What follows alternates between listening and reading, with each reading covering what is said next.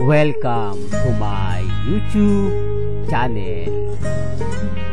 Kung bago ka lang sa channel na to at true-blooded Aldab Nation ka, tama po ang channel na pinuntahan mo. Kaya considering na po kitang bagong subscriber. At huwag mong kalimutan pindutin yung bell para lagi po kang updated sa bagong video na ilalabas ko. Salamat po sa iyong pag-click sa channel na to.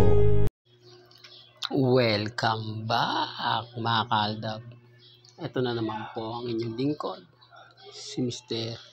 Destiny, at panibagong update na naman po tayo ngayon sa social media. Well, happy weekend na naman po, at syempre aabangan po natin si Alden Richards maya-maya lang sa All Out Sunday, na kung saan i-reveal na nga po daw niya ang bago niyang show sa GMA Kapuso.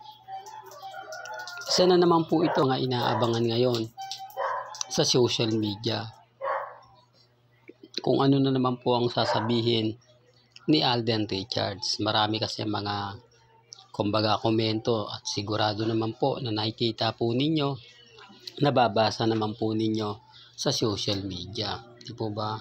Yan nga po yung lagi natin pinapaliwanag bago po kayo mag-react, mag-komento. Tignan nyo po muna kung sino nga po ba yung nagbibigay ng mga video na hindi naman po totoo. Madali lang naman po magpakalat ngayon, lalo na nga po sa social media, na sinasabing may kasama si Alden, na ispatan si Alden na may magandang babaeng kasama, na bago pa nga po raw pumunta sa normal na lang po yun mga kaaldab. Hindi ko nga po alam kung saan nila nakukuha yun. Di po ba? Hindi naman natin pwedeng sabihin na ganto ganyan hanggat wala po tayong ebidensya at resibo. Ito nga po yung lagi kong pinapaliwanag, lagi ko po sinasabi. Kaya lang, syempre, alam mo to, simple lang kasi yung nakikita akong rason kung bakit nga po ba sa iba ito lumalabas. Simple lang po naman yung pahiwatig na to. Para nga po ito sa mga Katden fans, para tumigil na rin po. Dahil kung titignan nyo nga po sa social media, hindi nga po talaga maganda yung mga post. Nandun yung post na talagang naglalaplapan nga po sina Catherine at si Alden, no? Ginagawan talaga nila ng video para makaagaw atensyon. Although yung iba hindi naniniwala, pero yung iba talagang pinopromote pa yung mga bagay na ganon. O baka sabihin nyo, ikaw rin naman Mr. Destiny, gusto ko lang pong malaman, o gusto ko lang pong ipabatid o ipaalam sa inyo na ganyan po sila kadesperado. Siguro yung nakita yan ng mga kaibigan malalapit kay Alden, hindi nila nagustuhan. Diba? Hindi naman po talaga maganda. Kasi lalo na nga po nananahimik daw si Catherine. Di po ba, respetuhin na lang daw po kung sino yung karelasyon ni Catherine, dahil sinabi naman po ni Alden na meron na nga po siyang girlfriend matagal na, at bago pa po sila magkaroon ng pelikula nila Catherine, meron na nga po. Doon pa lang po, ibig sabihin lang po nun, ang papahiwatig na itigil na yung issue. Hindi po ba? Ba't ganon? Kaya nga sabi ko sa inyo, pag ang Aldab hindi na po pinapansin niya ni Alden, hindi na po, kumbaga hinahayaan lang po kami. Ito yung pagkakaiba ng Aldab Nation sa Katden fans. Kasi yung Katden, binabasag po ni Alden. Si Alden po mismo yung nagbabasag. Pero pag ang Aldab Nation, hinahayaan lang po. Ang dami kong ebidensya, ang dami kong resibo, pero okay lang naman po yun. Hindi naman po ako nagpapa-apekto, at hindi naman po tayo nagpapadala. Bagamat marami pong mga senaryo, marami pong mga kwento na keso ganito, keso ganun, hinahayaan ko lang naman po yun. Kasi sa totoo lang po mga kaaldab, alam naman po natin ang buong istorya, alam naman po natin ang buong kwento. Kaya yung mga bitter po sa akin, talagang nagagalit. Kasi gaya ng sinasabi, pinapaliwanag ko, tignan nyo yung post ni Maine. Tignan nyo yung update ni Bossing. Halatang may aabangan. Halatang, kumbaga, inaantay na lang kung ano yung magaganap, kung ano yung ipapakita.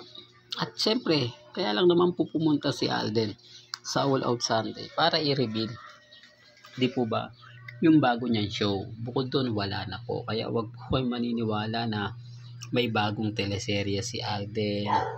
Wala po. Ang dami po kasi ng commitment ni Alden ngayon.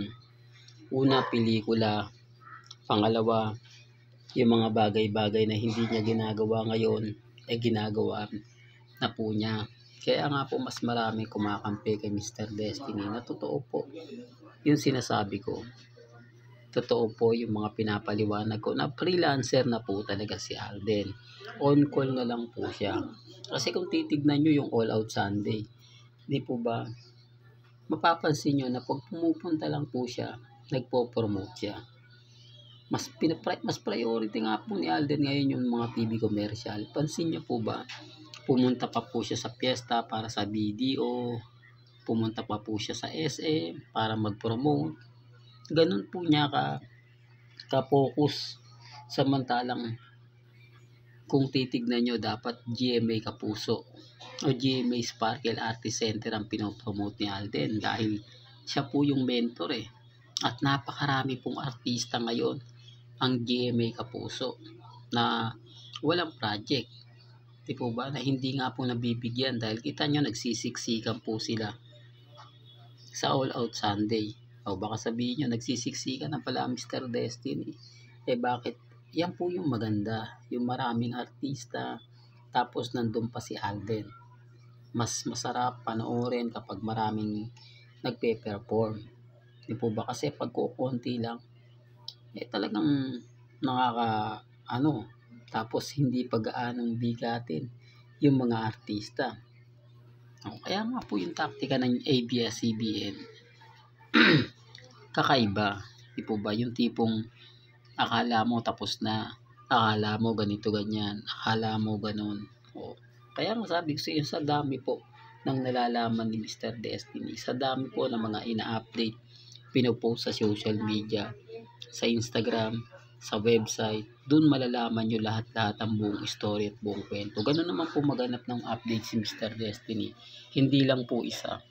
Basta pumunta tayo sa Instagram, sa Twitter, sa Facebook, sa website, talagang tinitignan po natin at binabasa yung mga komento. Kaya relax lang po kayo mga kaaldab. Darating po din sa atin ang tamang panahon.